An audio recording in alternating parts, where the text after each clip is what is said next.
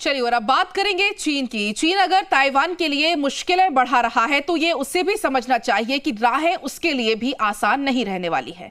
राजनीतिक घमासान के बीच ये याद रखना भी जरूरी है कि ताइवान में इस वक्त कई भारतीय मौजूद हैं। जी मीडिया की टीम इस समय ताइवान में है और वहां पर हमारी टीम ने कुछ ऐसी तस्वीरें देखी हैं जिससे जाहिर होता है कि भारत की आजादी का अमृत महोत्सव वहां भी मनाया गया है। ताइवान में रहने वाले भारतीय जंग को लेकर क्या सोचते हैं, इस रिपोर्ट में आप देखिए।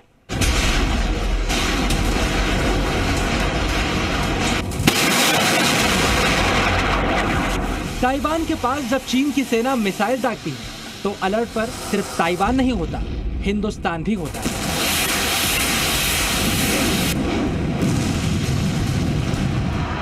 चीन के फाइटर जेट जब ताइवान में घुसपैठ करते हैं तो टेंशन सिर्फ ताइवान को नहीं, भारत को भी होती है।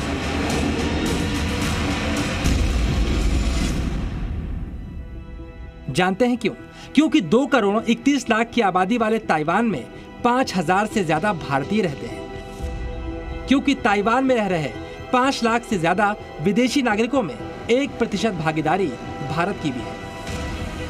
क्योंकि ताइवान में भी भारत के तिरंगे को सम्मान मिलता है। तिरंगा ये भारत का राष्ट्रीय झंडा है जिस पर लिखा है हर घर तिरंगा, घर घर तिरंगा। ताइपे के मयूर इंडियन रेस्टोरेंट में लगा तिरंगा इस बात का प्रमाण है कि ताइवान की राजधानी ताइपे में भी भारत की आजादी का अमृत महोत्सव मनाया गया। ये तस्वीर इस बात के संकेत दे रही है कि ताइवान में तिरंगे की शान बढ़ाने वाले हजारों हिंदुस्तानी भी रहते हैं।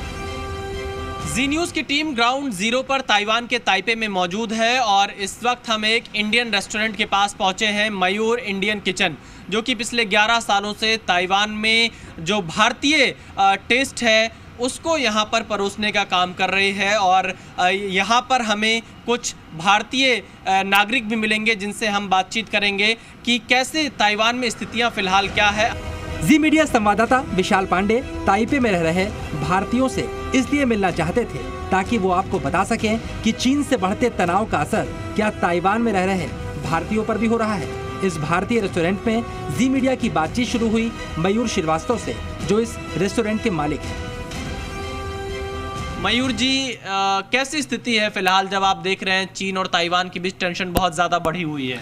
अभी तो बोलेंगे कि स्थिति जो है वापस मतलब पहले जैसी तो नहीं रही है। जब से मिस पेलोसी आई हैं उसके बाद से ज़्यादा टेंशन रही और काफ़ी आप लोगों ने देखा, अभी हमें भी जो देखा वो न्यूज़ में देखा हमने कि काफ़ी मिसाइल्स जो है दागी गई और ऊपर से ऐसा हुआ और टेंशन एक रही है। बट अगर आप ताइवान में अंदर से देखेंगे, जैसे जो ताइपे सिटी में है या यहाँ पर बाकी सिटीज़ है, वहाँ लाइफ नॉर्मल है। बट हाँ, बॉर्डर्स पे या बाहर से या पॉलिटिकली जियोपॉलिटिकल जो टेंशन्स है वो काफ़ी ज़्यादा है। मतलब कुछ भी ऐसा, कभी भी कुछ भी ऐसा हो सकता है। मयूर के रेस्टोरेंट में जो लोग आपको दिखाई दे रहे हैं ये सभी भारतीय हैं। इनमें ज़्यादातर छात्र हैं। भारत से ज़्यादातर लोग यहाँ पढ़ाई करने आते हैं, खासकर PhD और इंजीनियरिंग के छात्र आपको काफ़ी बड़ी संख्या में मिल जाएंगे। ताइपे इकोनॉमिक और कल्चर सेंटर की रिपोर्ट के मुताबिक साल 2017 के दौरान ताइवान में सिर्फ 1000 भारतीय छात्र थे, लेकिन साल 2020 में यानी 3 साल बाद ही भारतीय छात्रों की संख्या बढ़कर 2783 हो गई। यानी 3 साल में भारतीय छात्रों की संख्या 2.5 गुने से ज्यादा बढ़ी। यहाँ पर रहने वाले भारतीय छात्र अपने हिसाब से चीन और ताइवान के बीच बढ़ते तनाव का आकलन कर रहे हैं। फिर चाहे वो रेस्टोरेंट में मिले रोहन हो या राष्ट्रपति भवन के सामने मिले इंजीनियरिंग के छात्र सौरभ डांगर हो। मैं तो रोज लैब जाता हूँ तो मैं अपने लैबमेट से बात करता हूँ जो ताइवानीज हैं, तो वो चिंता नहीं करते हैं, वो टेंशन फ्री हैं। उनका यही कहना है कि उनको पता है कि चाइना ब्लफ कर रहा है और वो अपने बस अपने काम में बिजी रहते हैं। वो कोई टेंशन नहीं, कोई चिंता नहीं है, कोई चिंता नहीं है।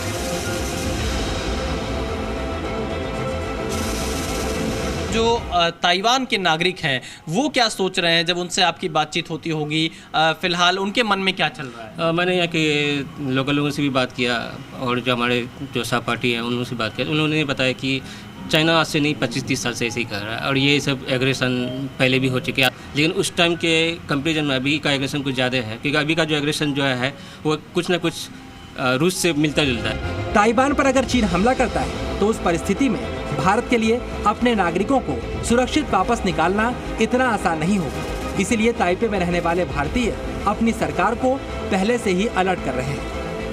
जब भी युद्ध होती है तो युद्ध में सबसे पहले तो जिसको नो फ्लाई जोन कहते हैं, तो नो फ्लाई जोन होने की वजह से तो पहली बात तो फ्लाइट चलेगी नहीं। दूसरी बात बसती है समुद्र में, तो समुद्र में तो क्राफ्ट भी मुश्किल है क्योंकि उसकी जो सबमरीन है वो चारों तरफ से ऑलरेडी अटैक है। तो ये बहुत चैलेंज होगा हमारे इंडियन गवर्नमेंट के लिए उस टाइम में, अगर ऐसा कोई परिस्थिति आती है। हम तो ये चाहेंगे कि ऐसा नहीं हो, भगवान करे ऐसा ना हो, लेकिन ताइवान के लिए बहुत बड़ा एक बहुत बड़ा मतलब इशू रहेगा कि रेस्क्यू कैसे किया जाए।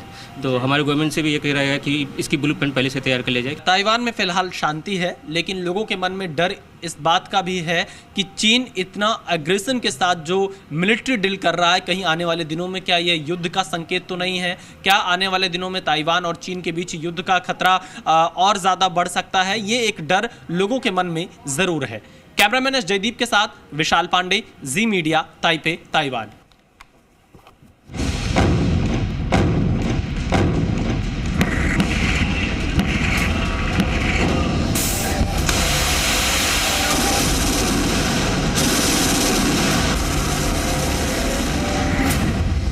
पहाड़ के अंदर से उड़ा चीन को उड़ाने का प्लान।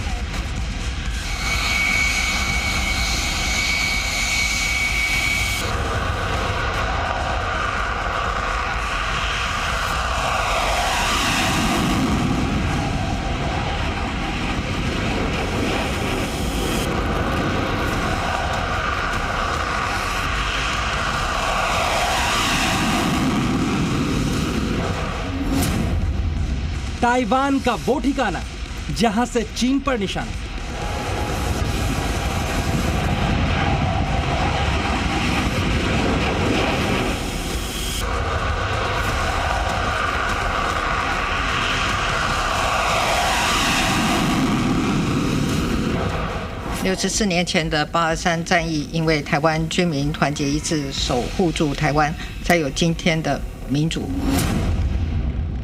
जापान अमेरिका से चर्चा, अब चीन पर अग्निवर्षा।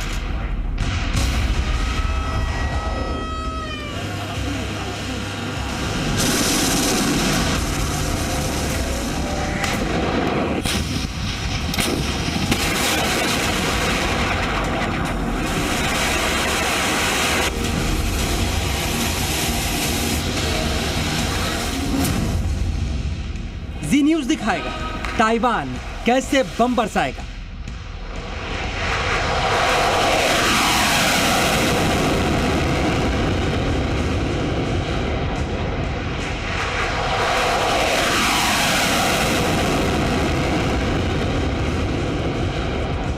इस वक्त हम हुआलिन में मौजूद हैं और आप देखिए F-16 जो फाइटर जेट है वो टेक ऑफ करते हुए भी आपने देखा, और अब आप देखिए लैंडिंग की तस्वीरें।